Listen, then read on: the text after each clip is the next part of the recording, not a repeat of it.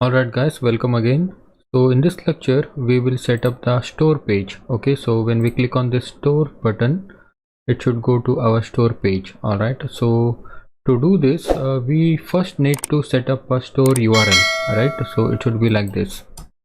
Okay, so localhost 8000 and the store, so it should open the store page. And for that let us go to this URL.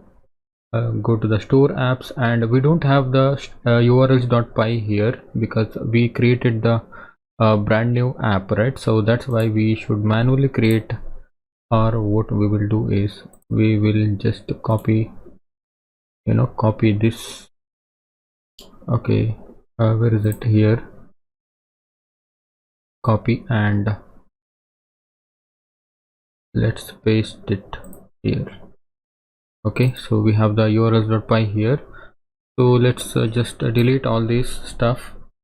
Oh, sorry. Okay, so we only need this path. Okay, so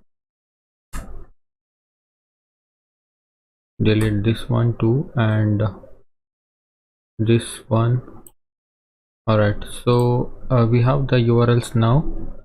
So here, so let me tell you this, whenever the user comes to the any particular URL, so he first comes to this urls.py. okay, so this one, great cart, this is the project level directory, this is the main urls.py file. Okay, so here he will come, so that's why we need to route him to our store page from here. Okay, so that's why let's say path. So when this combination satisfies, we should include the store.urls. okay, he should come to our store app, and inside the store app we'll be having one urls.py file here, that is this one. So we will handle him here. Okay, so let's I think that's all here. Save it and come back to this urls.py file from the store app. Here what we will do is this should be blank. Okay, that means after store there is nothing, right? So that's why we will be keeping it blank, and views.store. okay, and we will name it as store.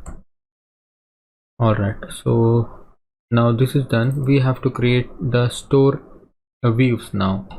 Here one more thing, from dot import views, because we need views to be here. Alright, so next we will go to this views.py file. Here let's create a function called store, pass in the request, and return render, pass in the request again, and this is the, let's make a store folder first. Inside that store folder we will be having one store.html. okay, so this doesn't exist yet, but we will create it. So right click on the templates folder, new folder, and say store, and inside this store create a new file. Let's name it as store.html. Alright, so now let's test this in the h2 tag. Let's say store page. Save it and let's refresh this one. Okay, there must be something wrong. What happened? Include is not defined. Okay, so here what we did is, in the great cart we have urls.py file here, right? We should include we should import this include function. Okay, so this comes from the Django.urls import path comma include. So now when we refresh it, okay, so the store page is working. Okay, so the next step is to render the HTML template inside the store page. So before that, what we will do, we will add the base template here. Okay, so let's say extends base.html. okay, and let's say block content and block. Okay, what this will do is it will bring the header and footer. Okay, so you can see this is the header and this is the footer. All right, and go back to the here, I mean the store.html, and inside this block content we need to add all the the bootstrap code. So the bootstrap code is in our sublime text, right? So we have the we already used this index.html, so now this time we need to use store.html. okay, so just scroll down, and we don't need all these things actually, because it is already rendered by the base.html, right? So we also don't need this header also, because it is coming from the navbar.html. okay, but we need this one now. Let us copy this section, okay, and go to here and paste it here. Now let's see how it looks. Refresh. okay, now you can see this is just the title, and again go back to here, and now let's copy this section content. So I think from here it starts, and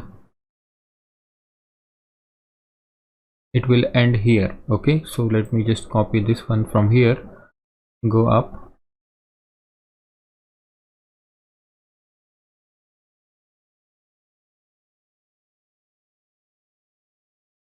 all right, so here it starts, right after the header ends.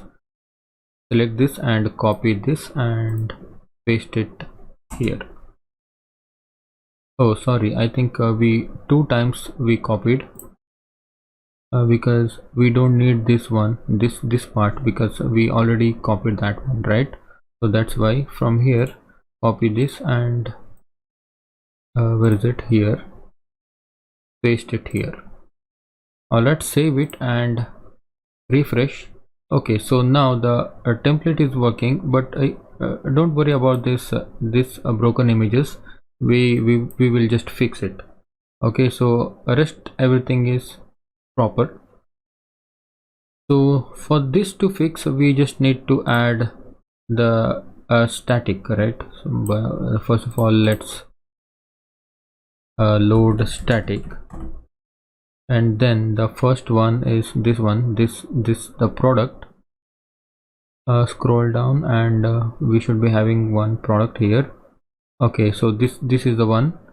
okay, just cut this and say static and paste it here.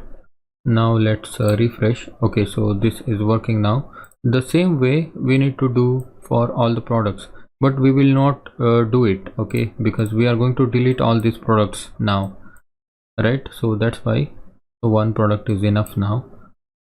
okay, so now, all right, so in the next lecture we will bring in all the products from the database here. okay, we will delete all these static products, and we'll loop through the products that are in the database, so that it will print all the dynamic products. all right, so thank you.